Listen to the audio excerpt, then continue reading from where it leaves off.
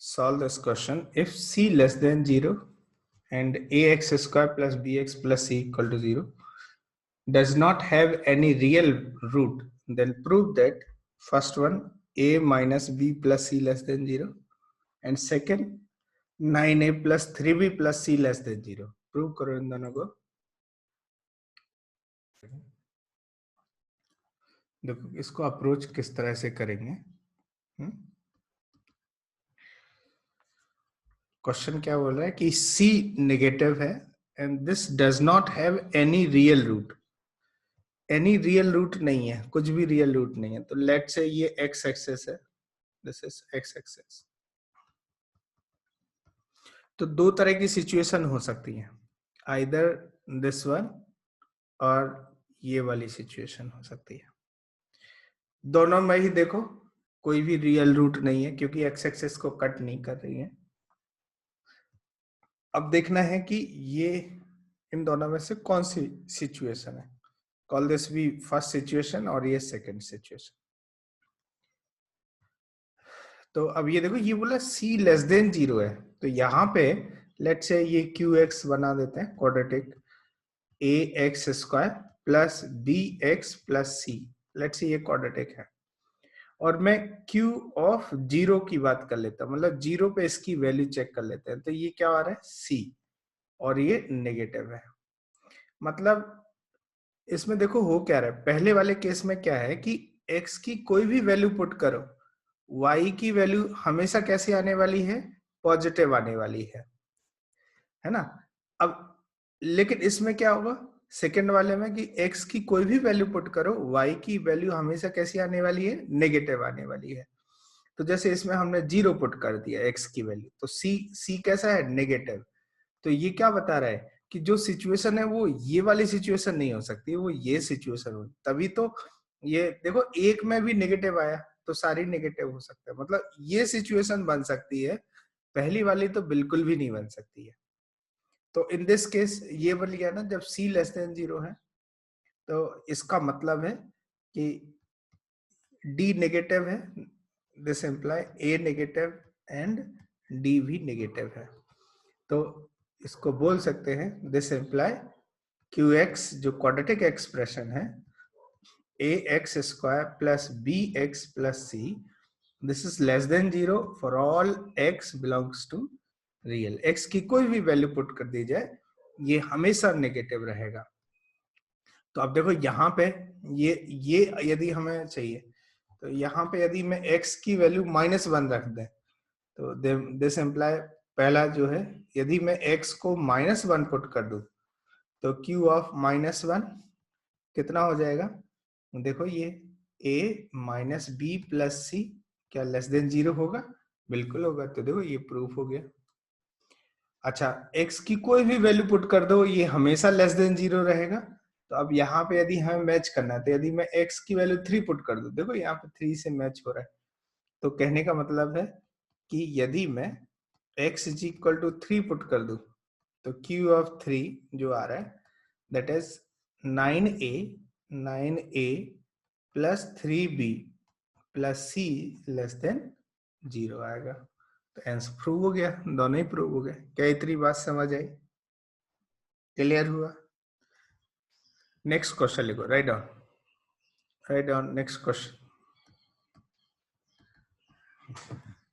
Sir एक 2 ही minute ऊपर scroll कर सकते हैं, लिखना है वो.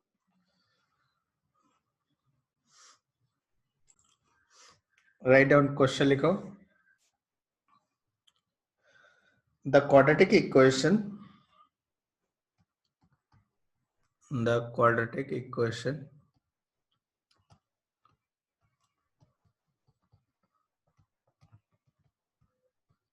the quadratic equation ax square plus bx plus c equal to 0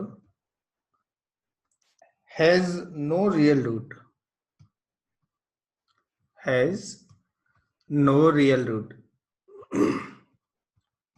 real root, then prove that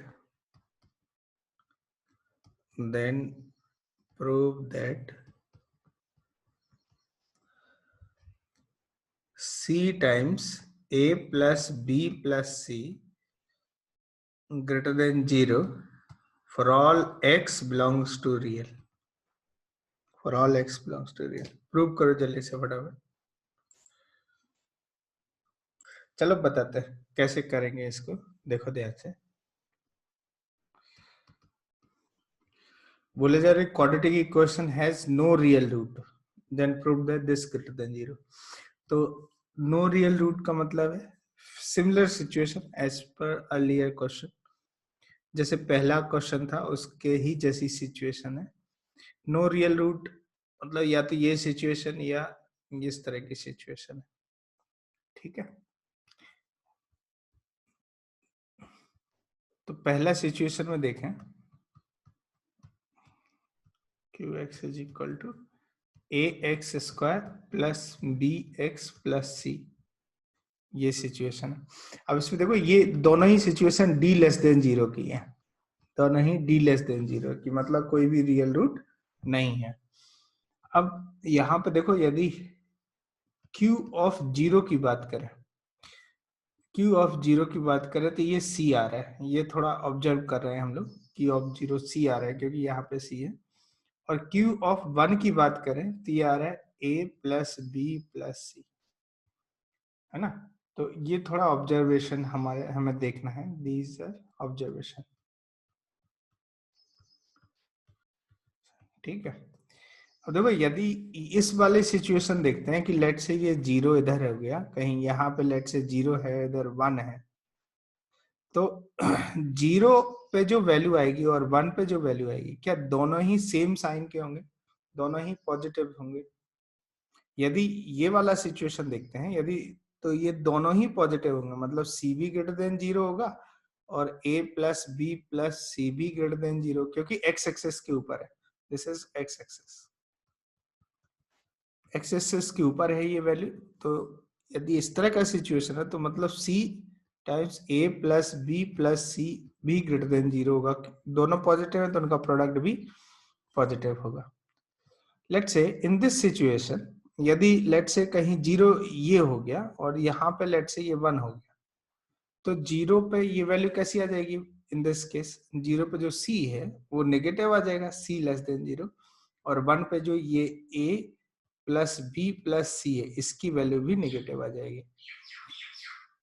तो दोनों का प्रोडक्ट कैसा हो जाएगा? स्टिल यहाँ पे दोनों का प्रोडक्ट क्या हो जाएगा? c into A plus B plus C. This is less than 0. Hence from first and second, ये फर्स्ट हो गया लेट्स से एंड सेकेंड हो गया.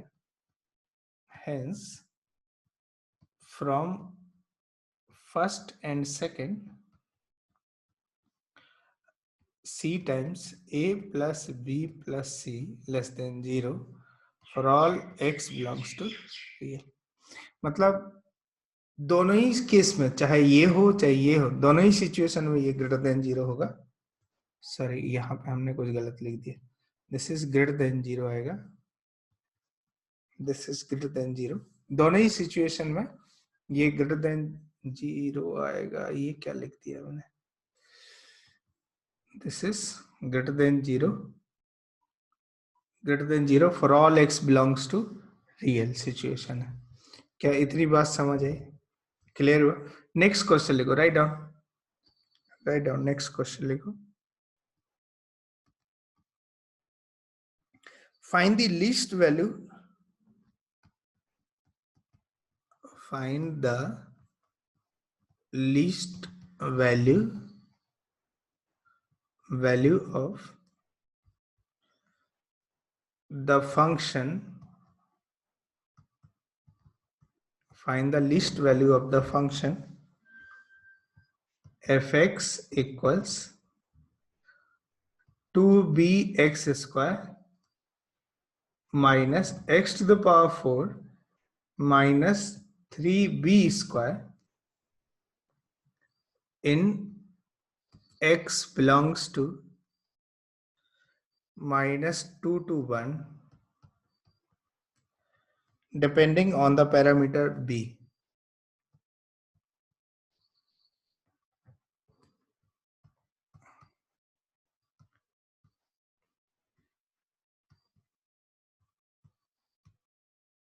आंसर करें।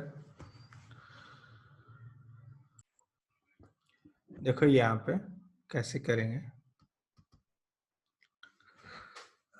ये एफ एक्स इक्वल्स, इसको ऐसे लिख सकते हैं minus X to the power 4 plus 2b X square minus 3b square. Can we write like this? And this is minus x to power 4 and minus 2b x square. मैं यहाँ पे plus b square minus b square ऐसे लिख देता हूँ, minus 3b square. क्या ये ठीक है? ऐसा करने से क्या है कि ये इसको मैं इस तरह से देख लेता हूँ, माइनस ये हो गया एक्स स्क्वायर माइनस बी का whole square, X square minus B का होल स्क्वायर और minus B square minus 3b square, जिसको हम लिख सकते हैं minus of X square minus B का होल स्क्वायर और plus B square minus 3b square, तो माइनस 2b स्क्वायर। इस तरह की सिचुएशन होगी। ये एफ एक्स बना दिया, ठीक है। देख लो ध्यान से, कोई डाउट इसमें?